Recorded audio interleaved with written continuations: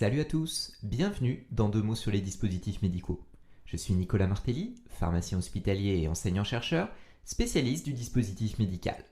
Aujourd'hui, parlons d'une famille de dispositifs médicaux familières, mais au bout du compte, pas tant que ça, les pansements.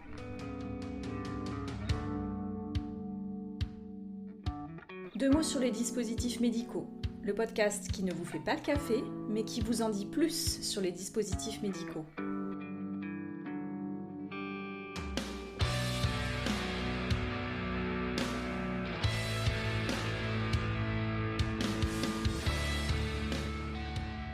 J'en entends déjà certains d'ici. Mais enfin Nico, oui vous pouvez m'appeler Nico, on est devenu intime maintenant, mais enfin Nico, un pansement, y a rien de plus banal, tout le monde sait ce que c'est. Eh bien, pas si sûr. Déjà, attention, si vous pensez qu'un pansement, ça se résume à la petite bande adhésive en plastique rose que vous mettez au bout du doigt suite par exemple à un accident de bricolage ou de jardinage, eh bien vous vous mettez le doigt dans l'œil et le pansement avec.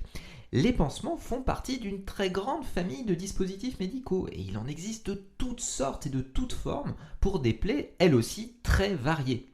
Alors à quoi ça sert un pansement ? Eh bien ça sert à protéger une plaie et à favoriser la cicatrisation. La cicatrisation, c'est un phénomène naturel du corps qui vise à restaurer la peau telle qu'elle était avant. Donc cette cicatrisation, elle se décompose en plusieurs étapes.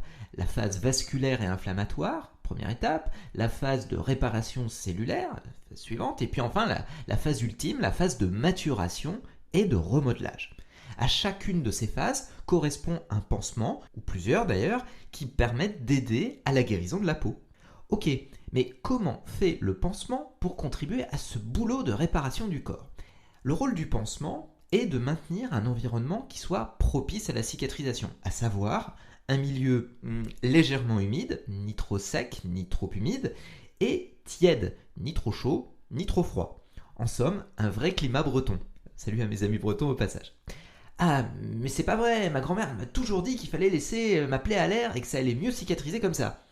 Ah, en matière de santé, il faut dire que certaines croyances ont la vie dure et il est fréquent d'entendre ce genre de conseils. Vous pourrez dire à votre grand-mère que depuis les années 60 et les études de George D. Winter, pas de lien avec Ophélie a priori, il a été démontré qu'un environnement légèrement humide était plus propice à la cicatrisation. De ces études dérivent les pansements dits modernes, utilisés tous les jours pour traiter les patients. Le principe est simple, si la plaie est trop humide, on dit en termes médicaux exsudative, eh bien on doit la sécher. On utilisera donc un pansement absorbant. Si la plaie est trop sèche, il faut l'humidifier et on utilisera un pansement qui apporte de l'humidité. En somme, c'est pas très compliqué. Prenons un exemple. Si j'ai une plaie très humide, il me faut à ce moment-là un pansement qui absorbe. Je regarde dans la catégorie des pansements qui absorbent et je vois plusieurs représentants. Donc j'ai les pansements à fibres à haut pouvoir d'absorption, j'ai les pansements alginates et j'ai encore les hydrocellulaires. Tous ces pansements sont des pansements qui vont se gorger d'exsudat, donc c'est le liquide de la plaie, et permettre de sécher la plaie.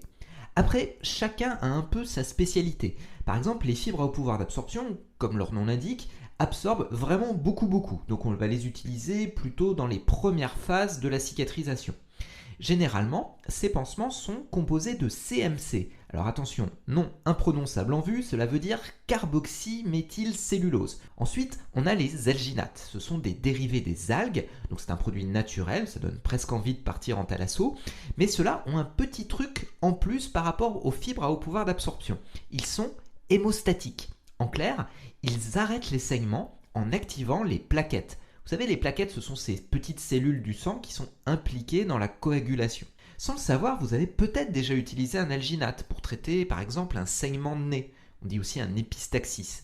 Vous savez, ces espèces de petites mèches laineuses qu'on se bourre dans la narine, ce sont des alginates. Donc si j'ai une plaie qui saigne beaucoup, c'est une option très intéressante, ces alginates. Les hydrocellulaires, enfin, qui se présentent sous forme de gros carrés de mousse en une matière absorbante qu'on appelle le polyuréthane. Alors ils absorbent eux un petit peu moins que les deux précédents et on ne va pas les utiliser dans les toutes premières phases de la cicatrisation, plutôt après et dans des plaies qu'on appelle cavitaires, c'est-à-dire très profondes. Ok, donc ça c'est pour une plaie humide. Mais alors si j'ai une plaie très sèche, c'est simple, il faut que je l'humidifie. Alors aussi étonnant que cela puisse paraître, les pansements que je vais vous citer n'ont pas du tout la tête d'un pansement tel que notre inconscient collectif peut se le représenter. Je pense en effet aux pansements hydrogel. Tout est contenu dans leur nom. Ce sont des gels à base d'eau, hydrogel. Et c'est de l'eau à plus de 80%. Et ça se présente sous forme vraiment d'un gel transparent, comme un gel pour les cheveux presque.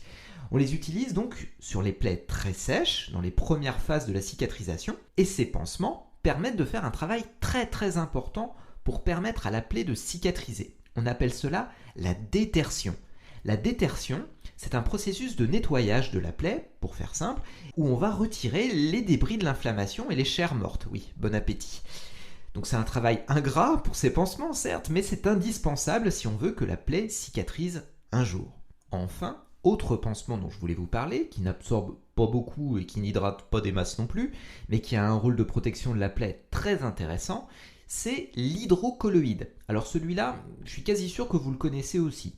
C'est un petit pansement, souple, jaunâtre, que l'on se colle généralement sur le talon quand on a une ampoule, par exemple après une longue marche en montagne ou une soirée endiablée sur la piste de danse. Cette seconde peau va protéger la plaie et créer le milieu idéal, propice à la cicatrisation.